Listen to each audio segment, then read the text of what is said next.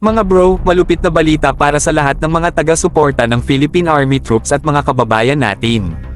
Ngayong Biyernes, magkakaroon ng epic na live fire exercise sa Nueva Ecija na siguradong aabangan ng lahat. Bakit kamo? Well, ang mga tropa natin kasama ang kanilang counterparts mula sa US ay gagamit ng none other than the High Mobility Artillery Rocket System o HIMARS. Para sa mga hindi pamilyar, ito ang modernong rocket system na kayang maghatid ng heavy firepower at precision strikes na pang world class. Ang live fire exercise na ito ay magaganap sa Barangay Canantong, Laor Town, sa firing area na di basta-basta dahil pinili ito para sa Sulocnib Phase 2 exercises. Ibig sabihin, hindi lang ito simpleng pagpapaputok. Dito makikita kung paano tayo natututo at nagel level up kasama ang ating mga kaalyado mula sa US, lalo na pagdating sa paggamit ng mga high-tech na equipment na ganito.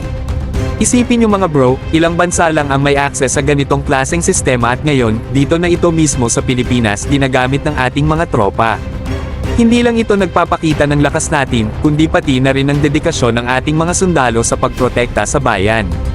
And take note, hindi lang ito practice kundi bahagi ng mas malawak na partnership natin sa US na lalong nagpapatibay ng depensa ng bansa.